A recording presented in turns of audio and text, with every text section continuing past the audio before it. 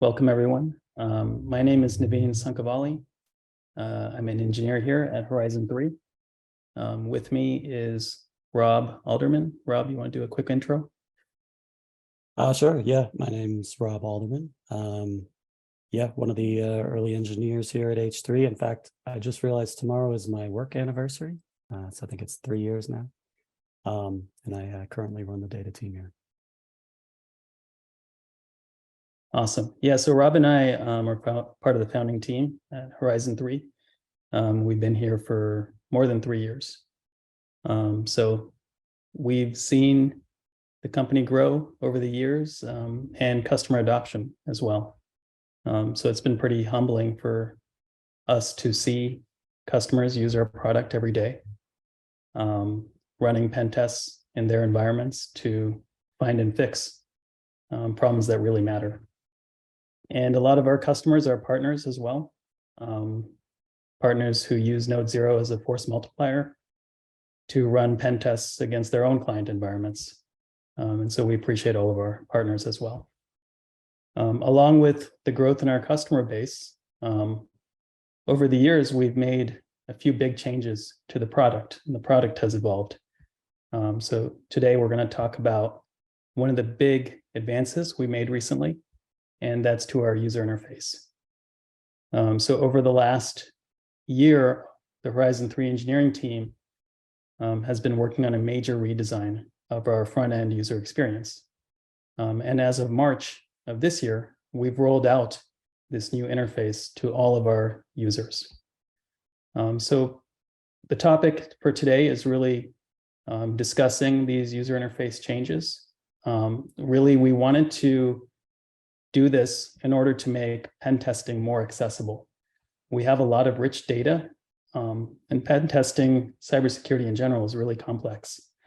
Attackers exploit all sorts of weaknesses, chain those weaknesses together to ultimately achieve certain impacts.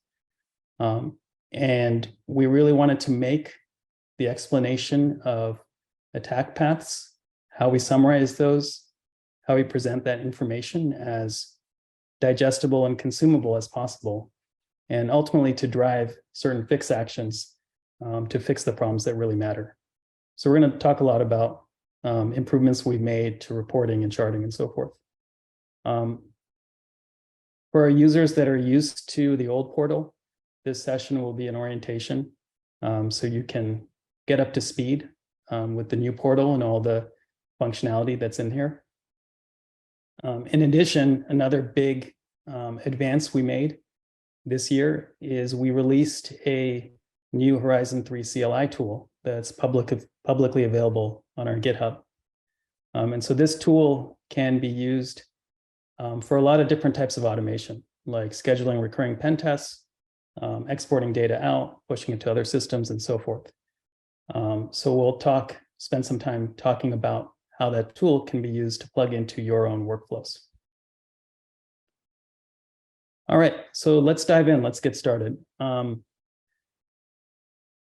all of you, if you log into Horizon 3, I'm demoing out of a staging environment. So if you log into Horizon 3, this is the landing page you would see. For people used to the old portal, one of the big changes that's kind of obvious is we have these trend charts up here at the top. The goal of these charts is to really just convey how your security posture is doing over time based on findings from NodeZero. So NodeZero discoveries of impacts, weaknesses, and credentials over time. This landing page really has three main purposes. One is to allow you to launch a test. Second is to monitor the state of an existing test. And third is to view the report for a test you just ran or a test that you ran sometime in the past. So I'm going to walk through each of those flows. All of the functionality for launching a pen test is now behind this single button here, Run a Pen Test. And here you can see the different types of tests that you can execute. Internal pen test and external pen test are what our users use most. And these tests are all encompassing. What I mean by that is they will test all different types of attacks that NodeZero can perform. So these are spanning misconfigurations, vulnerabilities, exposed data, weak credentials, weak security controls, chaining weaknesses together, and ultimately achieving certain impacts. So domain compromise, ransomware, and so forth. These tests can be run against your internal networks, your external attack surface, hybrid cloud assets as well. And by default, they run with no credentials, no special privileges, but you can always run a test from the perspective of a compromised user as well.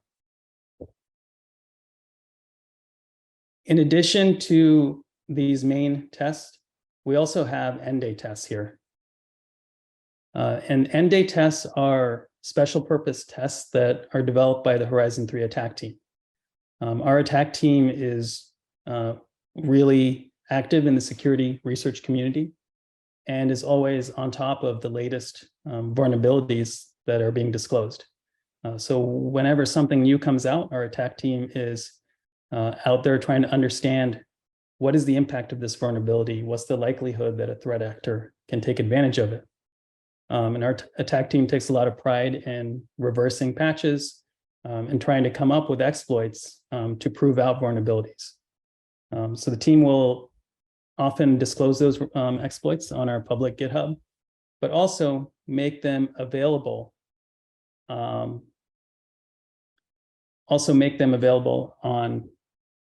in our portal as an end-day test, so that all of you can immediately run these tests. So, for instance, recently there was a pretty critical vulnerability affecting the Veeam backup and replication service that allows anyone to access this service to dump privileged credentials. And we released a POC to GitHub and also made that available as an end-day test. And now it's available to all of you to verify in your environments as well. I'm going to go through the flow for an internal pen test for existing users. A lot of this is familiar. It hasn't really changed much from the old portal. But if there are any new users on, this will be helpful. For an internal pen test, there's a little bit of setup required. You need to have a host inside your network that is running Docker. So we have an OVA that you can use off the shelf if you want to get set up that way, or you can use any Linux machine and put Docker on it. The way the test works is that you download a single-use Docker container to that host on your internal network, and that communicates with the Horizon 3 command and control infrastructure for the duration of the pen test. The pen test executes, and then the Docker container shuts down and is no longer active. You have a number of options here for configuring the pen test. So putting in the scope. Now this is starting with a default template where you haven't run any pen tests before. If you have run pen tests in the past, you can pull up any templates that you've saved. So for instance here, I'm going to pull up this template here, and this will pre-fill in all the configuration for this pen test.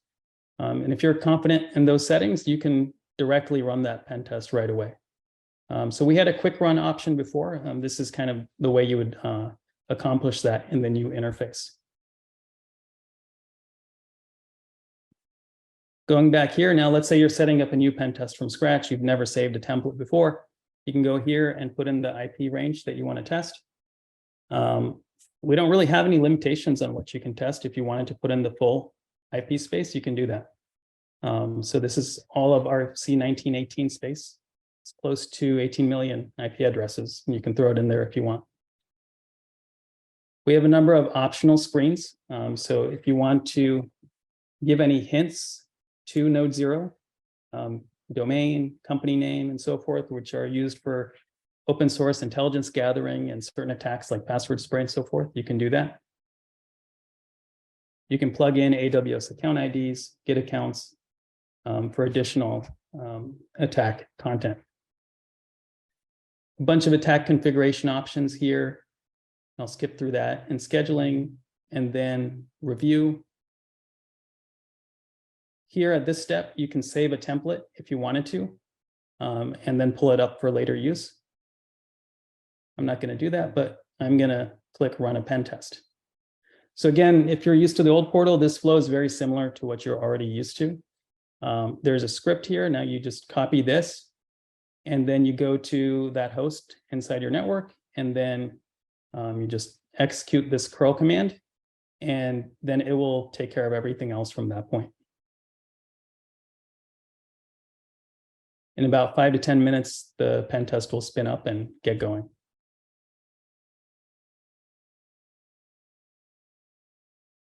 So that's the flow for running a pen test. Now let's talk about the second thing that you would want to do from here, which is monitoring the state of an existing pen test. So I've got a pen test that I started earlier in the day. And so after it started, there's a real-time view that's accessible.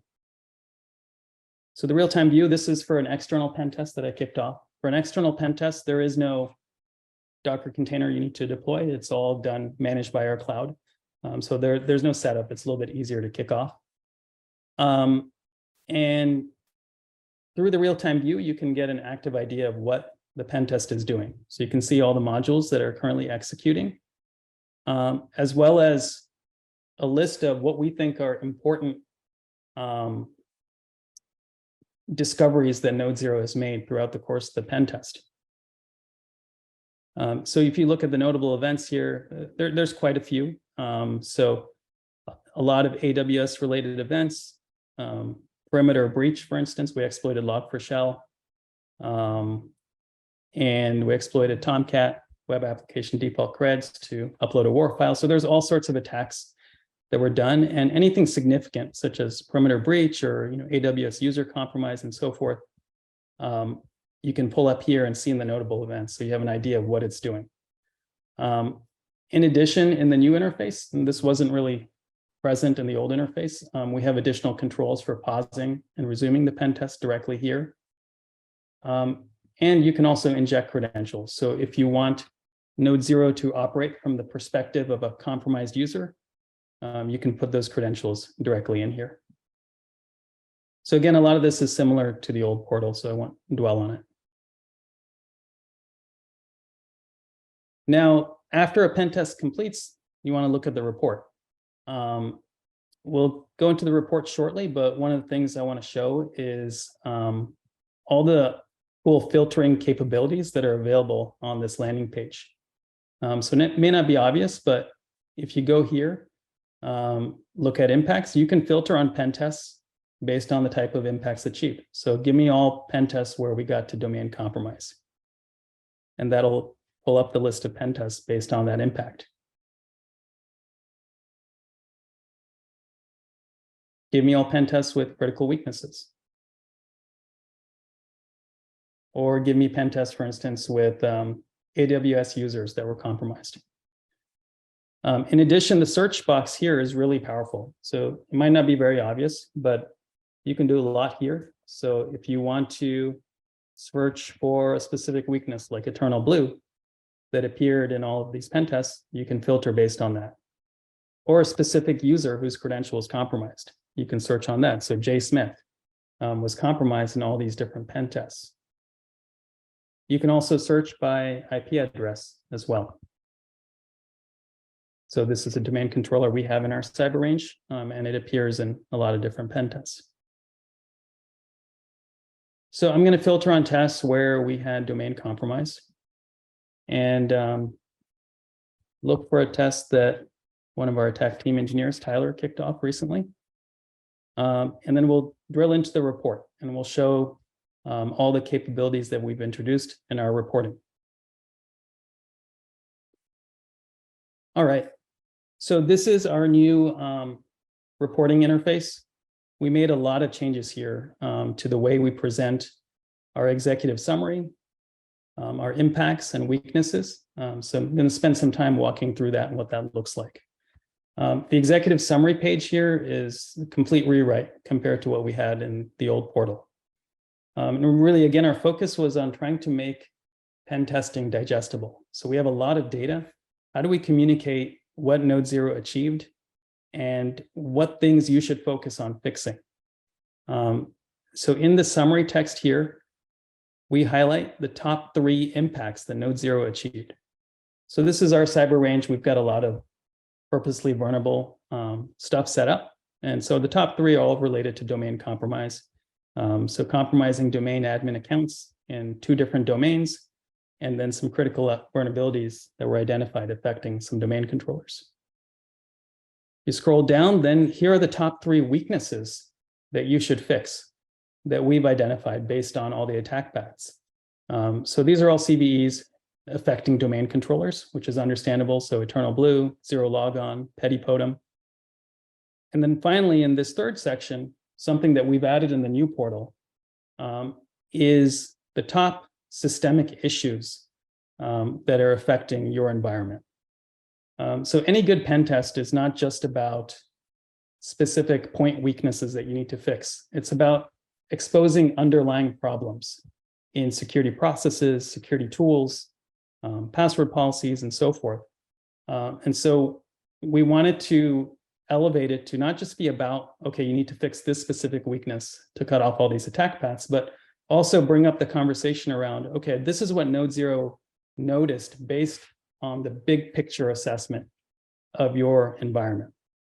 So for instance, here, 3 major big picture issues were identified: credential reuse, critical vulnerabilities, so patch management, and unmanaged data in this case. So lots of data is exposed to lots of users, anonymous users in your network.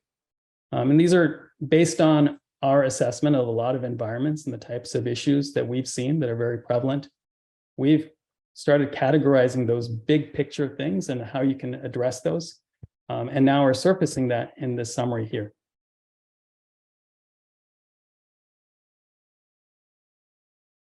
Now scrolling further down, we have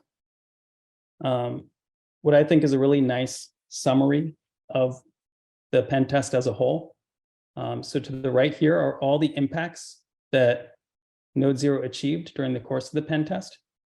So you can see there are 20 attack paths leading to domain compromise, 175 attack paths leading to host compromise, and so forth. And what's really nice is being able to see what weaknesses NodeZero exploited to get to these attack paths. So there are 20 paths to domain compromise. These are all the weaknesses NodeZero exploited along the way across those 20 attack paths. So it gives you a good understanding of what NodeZero did, what it exploited, and then what you want to drill into to learn more about what happened.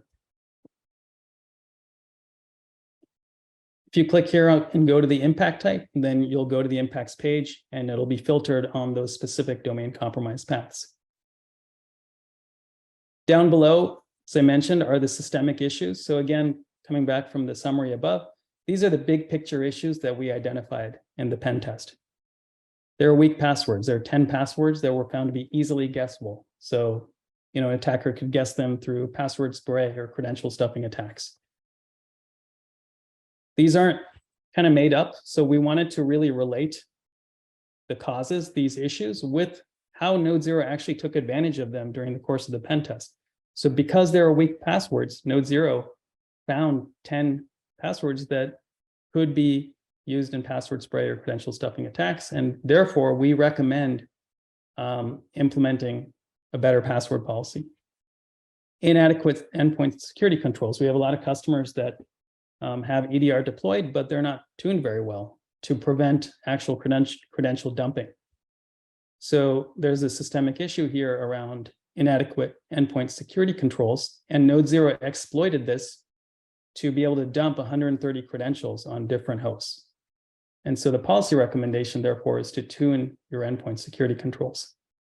And so it goes on. These are kind of the big picture issues that we wanted to start surfacing. Up here at the top right, we also have an alignment of what NodeZero did with the MITRE framework. So each of these tactics is aligned to different modules that NodeZero executed that correspond to the MITRE framework.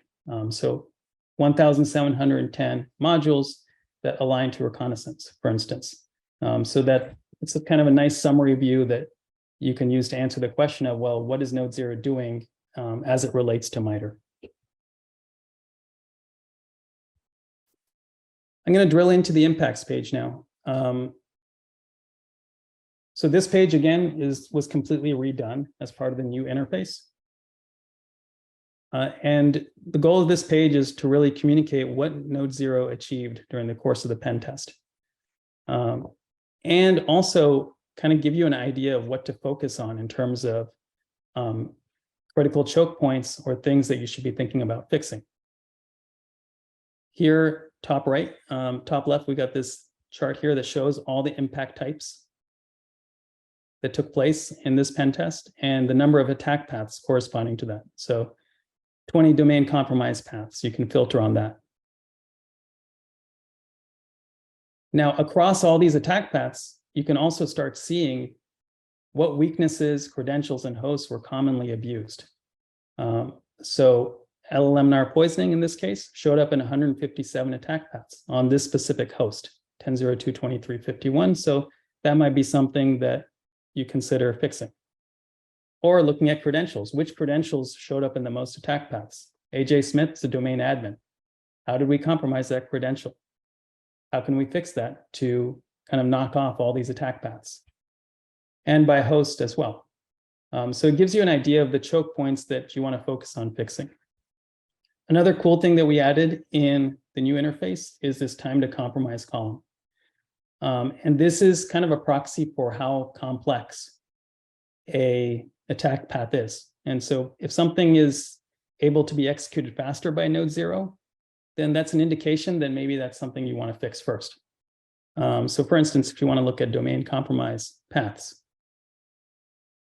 and then sort by time to compromise, you see in this case, there was eternal blue that was exposed on the domain controller. That's a critical vulnerability, very easy to identify and abuse. That should be something that you prioritize fixing.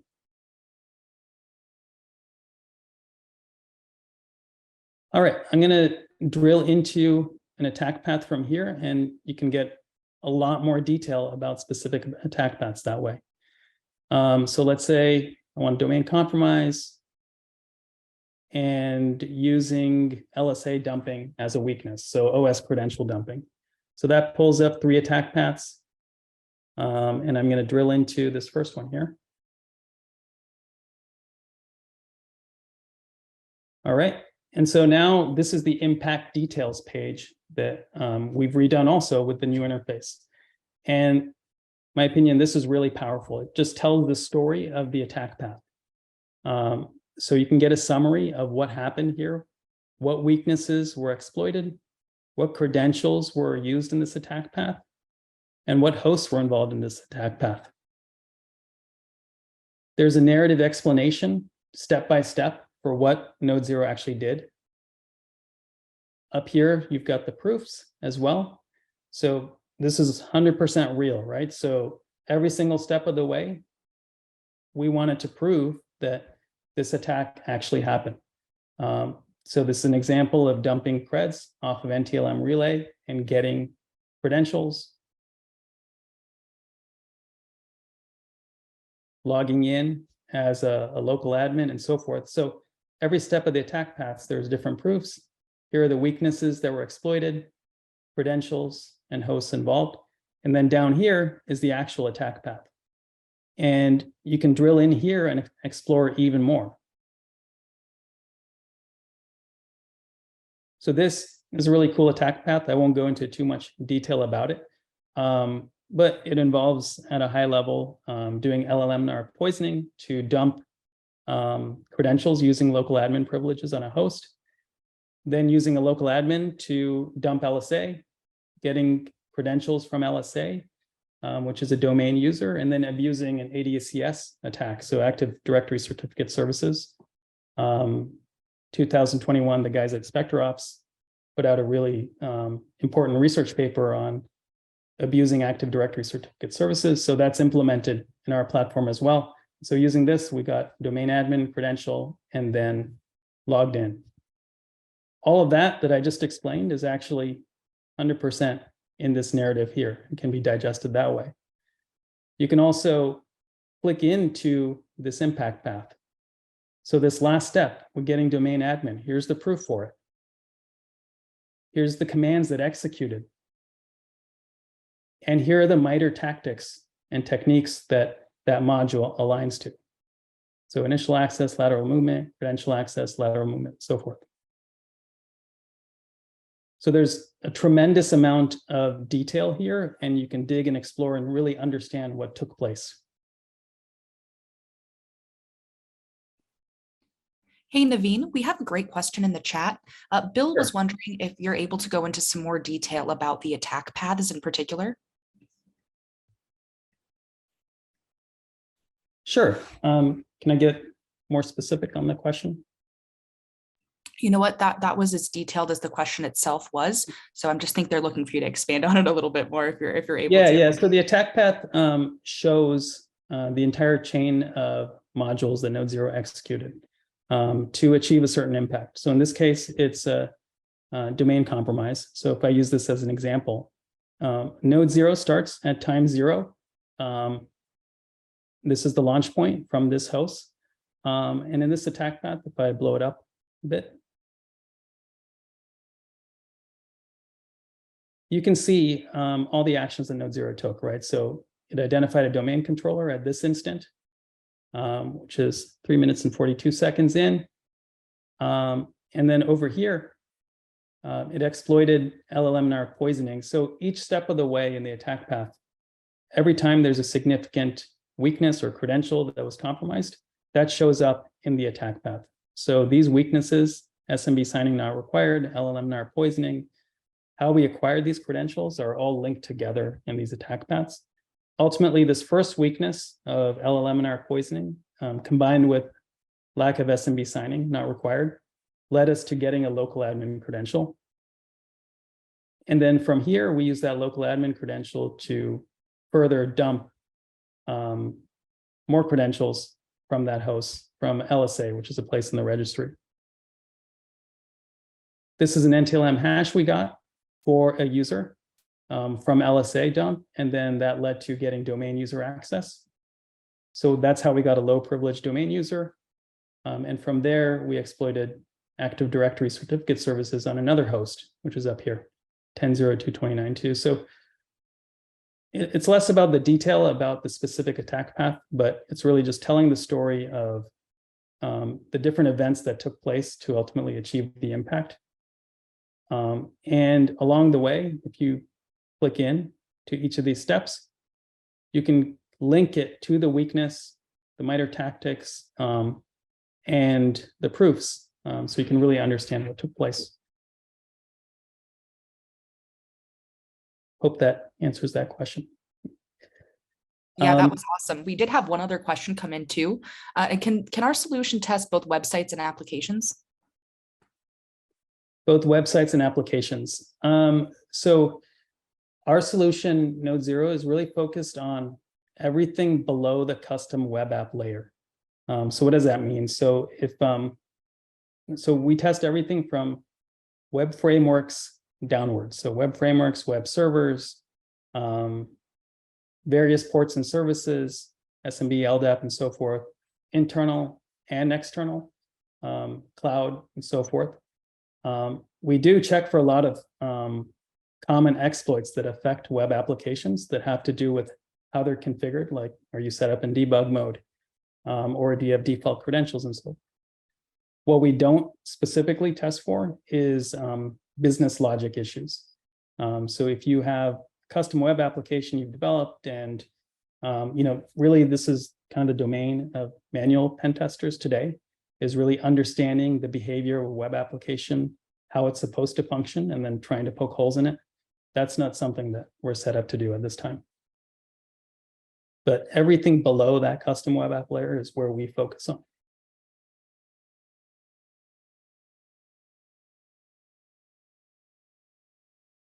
All right, so zooming out from impacts, I'm going to quickly go through weaknesses, and then I'll hand off to Rob because we're actually going over time.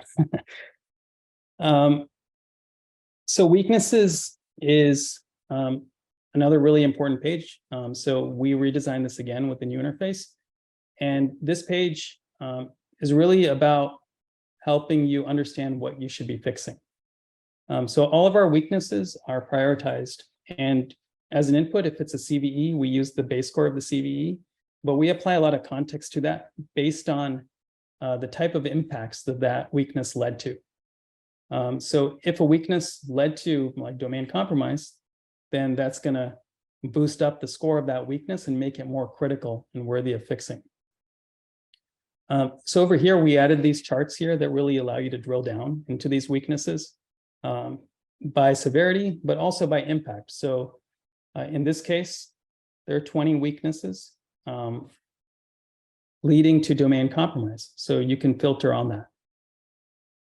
6 weaknesses leading to AWS user compromise.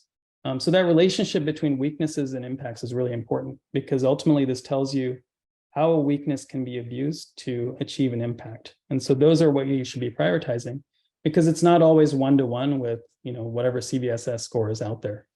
A lot of times we see medium level things that are actually significant and could be critical in an attack path leading to domain compromise. We also categorize our weaknesses so you can easily filter on them. So it's not just about CVEs, right? From a pen test perspective, a weakness is anything that an attacker can exploit for a further gain. So it's misconfigurations, missing security controls, weak credentials, and so forth. One really nice thing that we added in the new interface is the ability to group weaknesses. So by default, everything is laid out as a flat list now. In old portal, you may be used to the view where they're all grouped by the weakness ID. And so you can still get that view by grouping by weakness ID. But we also wanted to enable grouping by hosts as well. For a lot of people fixing things in organizations, there's specific teams assigned to fixing specific types of hosts. So maybe a server team or network appliance team and so forth. So allowing you to group by hosts lets you kind of fix these hosts, assign out fixes to individual teams based on the hosts, and then verify that they've been fixed, right? So let's say you wanted to focus on weaknesses leading to domain compromise and look at what hosts need to be fixed, right? So group by hosts, right? So we got a domain controller here with 2 weaknesses here that are good candidates. Well, 3 weaknesses here that are good candidates to fix right away, right? So these can be issued out to the fixing team to address these vulnerabilities. And then after it's fixed, let's say you want to verify that it's fixed, right? A lot of times things may appear to be fixed, but they're actually not fixed. How do you verify it? So you can do a bulk select off this host of the weaknesses tied to that host, and then launch a one-click verify pen test. So it's not really a pen test. What it's doing is a targeted test to just verify that these weaknesses were actually fixed. So you can go here, and then this basically leads into another type of test you can run, focused on just these 2 weaknesses on this host. So we're really trying to improve the workflow around, okay, you got these weaknesses, really understand how these weaknesses are scored. So you're focusing on the most critical things. And then a flow where you can fix those weaknesses and then verify that those have been fixed. So here now you can kick off a test. And this is an internal test. So kind of the same method of copying in this curl script onto your host. And then they'll run a quick test to verify that those things have been fixed.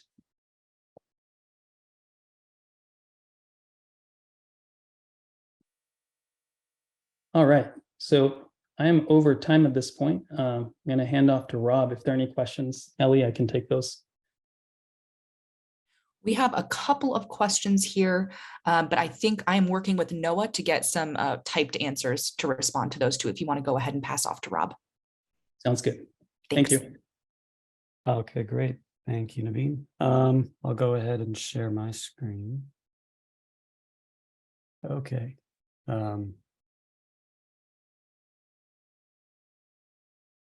All right, let me move stuff so I can see it. Great. Okay. So I am going to cover a few additional product features worth highlighting today, and I've outlined them here. I'll be mindful of time. I want to save room for questions as well. So off the top here, I'm going to highlight a few new features in the portal, co-branding and external IPs. So co-branding allows you to configure your own company logo and company colors that will be applied to the PDF reports that you can export from the portal. External IPs, that allows you to configure public IP addresses in your external asset group scope configuration. Prior to this, you could only configure subdomains. Now you can configure both subdomains and public IPs, and we will discover them, and then you can pen test them. Also want to touch briefly on our new and improved doc site at docs.horizon3.ai. We've really improved the quality and the usability of the documentation there. Want to talk about our new command line utility, the H3 CLI, which greatly simplifies interacting with our H3 API. And then I want to cover a few brand new features that are available to early adopters through the CLI. One of them being automated NodeZero deployment. So this is being able to deploy NodeZero automatically. In other words, no longer having to copy and paste the curl script and log into your Docker host and run it manually. And then building on that, being able to schedule pen tests automatically to run them on a recurring basis. So first thing I'll do is jump into the portal over here. Move that out of the way. To talk about those two additional features. So one of them being co-branding. So if you go over here to the account menu, if co-branding is enabled in your account, you will see this option. I don't believe it is enabled for everybody. You can request it. I think it's enabled by default for our MSP and Consultant Plus accounts. But if you want it for your own account, just send us a request and we'll enable it for you. When you click into the co-branding screen, you get this configuration screen where you can upload a logo, you can set the company colors, and then you can set various company information like the company email and website. And as you update these things, you get a preview over here. So it's a pretty nifty widget. If I update, one of the colors over here, maybe I'll update both of them, something crazy, and then click update. You will see eventually the update come over here. I've been letting this sit, so it's probably lost connectivity or something. Let me try refreshing here. Okay, so there's that. Yeah, and if I update this again, click update colors, you can see that it dynamically updates over here. So it's a cool little widget, and it gives you a preview of what your PDFs are going to look like. That was one thing. The next thing is external IPs. So if I go over to external assets, I've already created an asset group in my account called H3 External. And I configured some IPs in it. So if I actually go and look at like the configuration, if you were going to go create a new asset group, this is the same modal, configuration modal that you would see. And this is where you can configure a name for the asset group, specify subdomains, and then also specify IP addresses. And when you run an external asset discovery, you'll get a summary here of all the IP addresses that in configuration that we were able to reach. In this case, only one of the 4 that I configured were reachable. But then from here, you can do the same kind of operations you could do with the domains where you can authorize an asset or deauthorize it. And if once you authorize it, it will enable it for pen testing. So that is those two. Move on to the new and improved documentation. So I have the doc site open over here. This is what it looks like. It's got the welcome screen. Getting started is like walking through the initial steps on how you set up your account and how you set up a Docker host for running NodeZero. We've got a reference section that highlights like our API and CLI, and we'll be talking a little more about that in a second. We also have reference for the various, attack configuration options that are available to you. So we specify those there, document them. Same with the types of modules and attacks that NodeZero runs. We have some details about that. And then our release notes. So we release updates pretty much every month. And every update has an accompanying release notes that you can find the full history of here. One really nice thing here is like the search works really well. So if you like searching for something, you can easily find what you're looking for. And then the download section, these are just various other kind of additional components that you can use with the H3 product, including the CLI, which we'll talk about in a second. So the next thing we'll talk about is the CLI. So this is a brand new command line utility that we just released maybe a month ago. So what is it? It's just an easy to use utility for interacting with the API from the command line. It itself is a GitHub project, which you can download from here. I've got the link open. Has documentation in it about how to install, set it up. You have to obtain an API key, install the repo, run a couple commands, and you're kind of good to go. It's pretty straightforward. And then this getting started section just kind of walks you through like the various things you can do. The primary benefit here, as Naveen mentioned, is just to simplify automation, right? So you can run pen tests, both internal and external. You can deploy NodeZero manually or automatically. And we'll talk more about that in a minute. You can download reports, and push them to various systems as needed. And then you can also write your own custom GraphQL queries, leveraging our GraphQL API docs, which are available at the doc site. And this again allows you to really tailor the experience to your needs. From a security perspective, kind of how does it work? Well, it requires an API key, which you provision in the portal, and I'm going to walk through a demo about how you do all of that in a second. The API key itself is stored on the machine where you install the CLI under the user's home directory, under a directory called .h3. So this kind of models a similar pattern you see with other CLI tools, in particular the AWS CLI tool, if you're familiar with that. They do something very similar. And the H3 CLI allows you to easily manage multiple profiles, which basically corresponds to multiple API keys on a single machine. And this is if you need it. If you say have multiple kind of separate subclient accounts or things like that, and you have separate API keys for them, it's really easy to switch back and forth.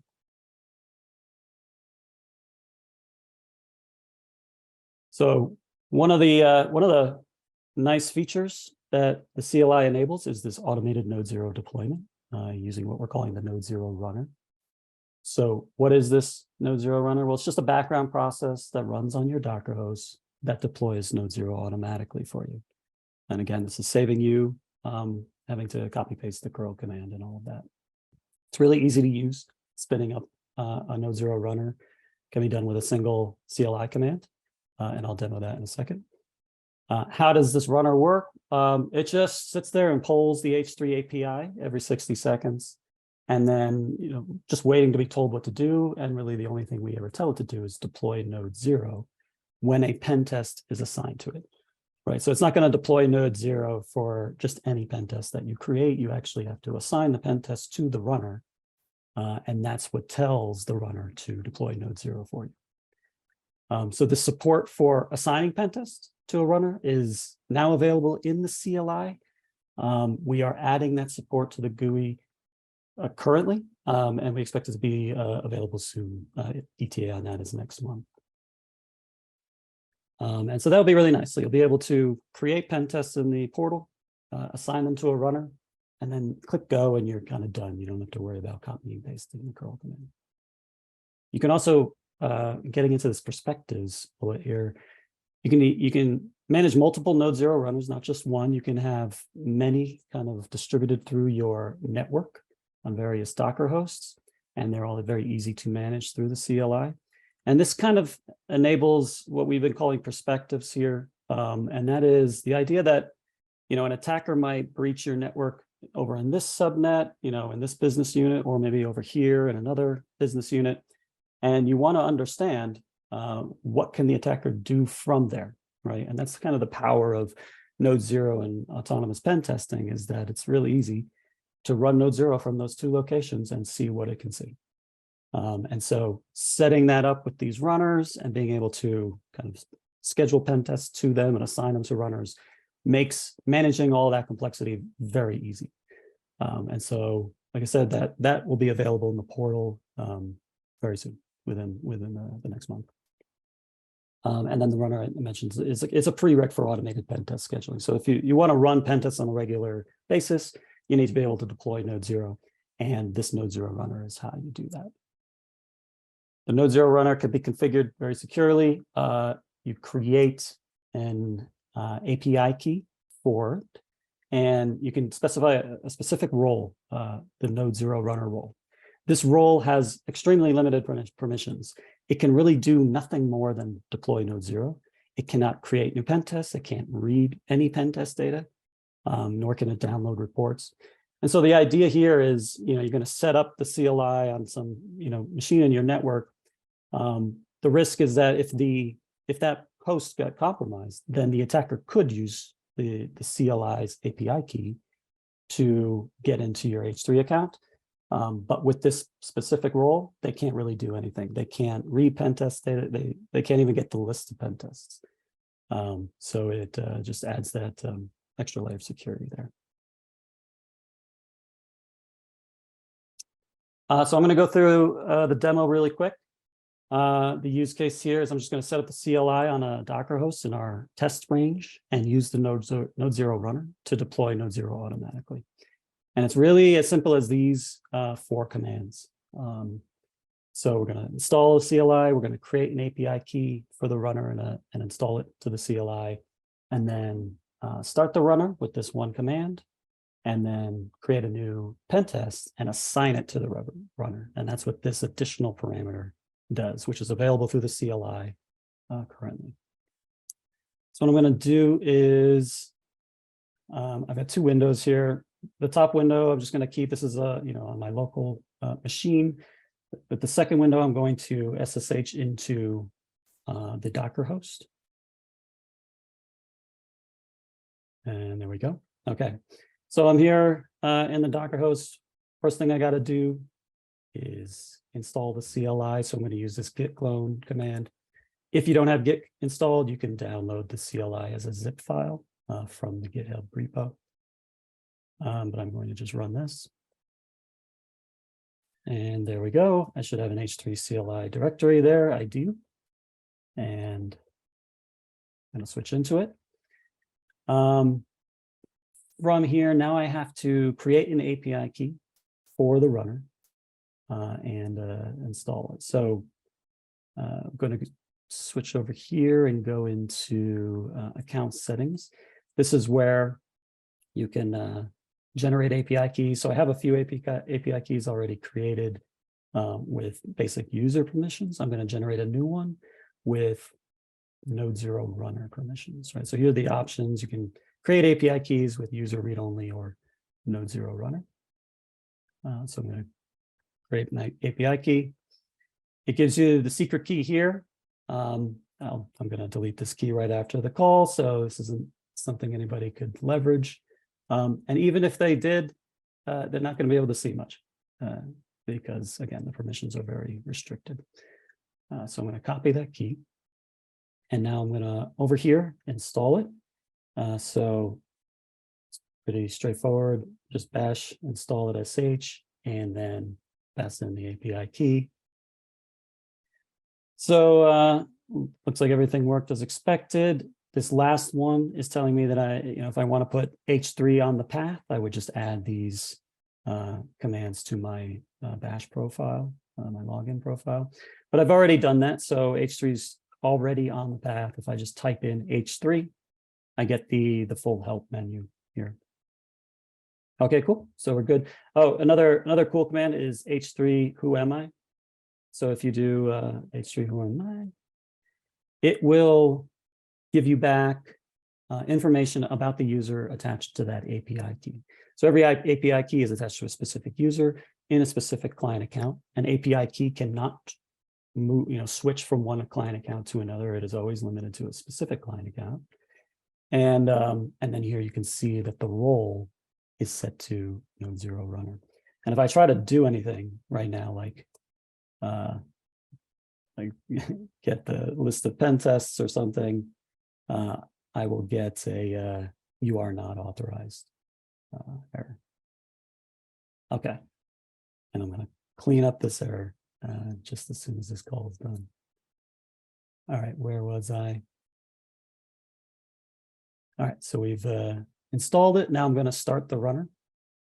There we go. Just going to copy paste this command. Talk a little bit about it. So the subcommand is start agent. It's starting up this background agent process. I'm naming it my NodeZero Runner. And then this last part is just a file where it's going to log its output. So the runner is a background process that's going to disconnect from the shell so you can log out and it will continue to run. And so you want to be able to keep track of its output. That's where the output's going to go. So I click enter there. Now it's running. If I want to tail the output, I can, it tells me right here to just tail the log file, which I can do. And it's showing me that it, started up the agent. Okay, great. The agent is running. I'm going to now switch up to this window up top here, which is running on my local machine where I have the H3 CLI already installed. If I do a who am I, you'll see that it's a different user. This is the one of the API keys that has user permission, so I can schedule pen tests out of here. One thing I can do is just check on my agents, doing an H3 agents command. There's the one I just started up, my NodeZero Runner, and the last heartbeat time was 39 seconds ago.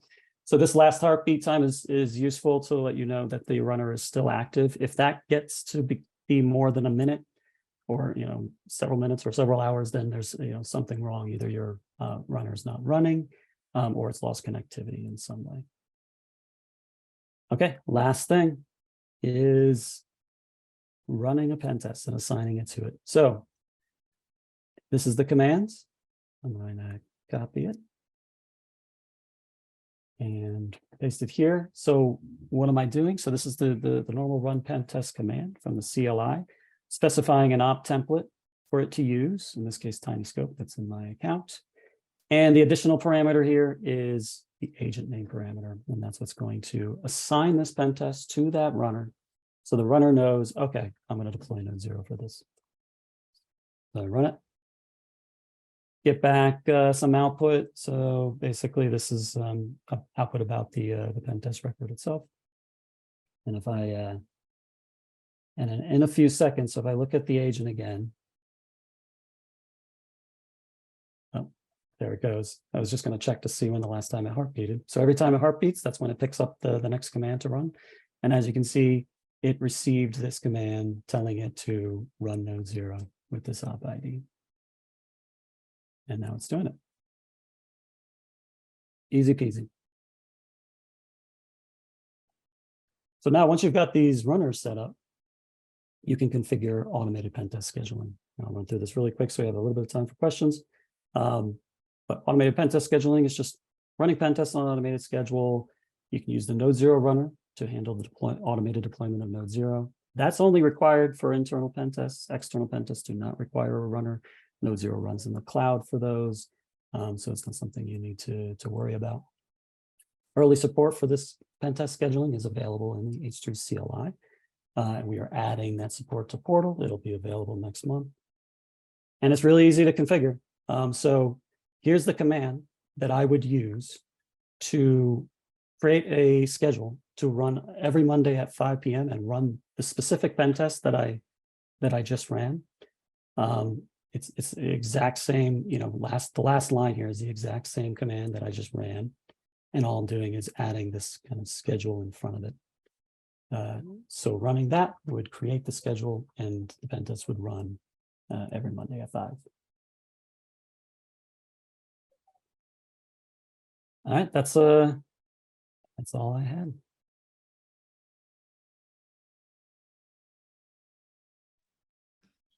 Awesome.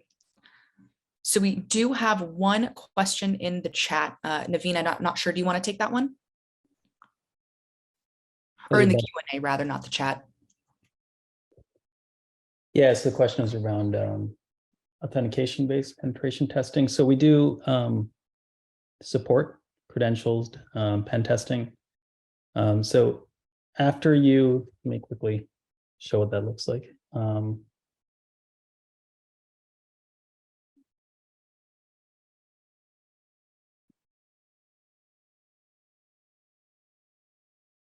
All right, so let's say you got a pen test that's already spun up. I'm going to go to one that's running. This one here is an internal pen test that's running.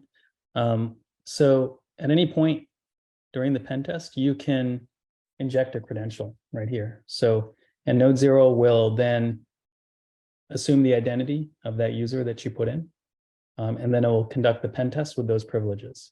And so we support different types of credentials. So you can put in a domain user like clear text or NTLM hash, local user credentials. So basically users on specific hosts. And we access those hosts over SSH and SMB, as well as AWS keys if you want to put them in here. So we do support authenticated pen testing. It's just not directly in that first wizard where you set up the pen test. It's a step that you do afterwards.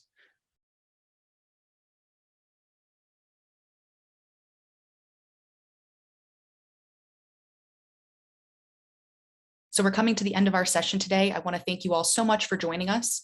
Please feel free to reach out to our guys on LinkedIn or myself and ask us any other follow-up questions that you guys have. And thank you again for joining us today. Introducing NodeZero from Horizon3.ai. NodeZero is autonomous pen testing as a service that acts as your Purple Team partner. You get results in hours or days, not weeks or months. Don't spend time chasing down false positives. NodeZero goes beyond finding weaknesses to identify what can be exploited within the infrastructure. Then verify.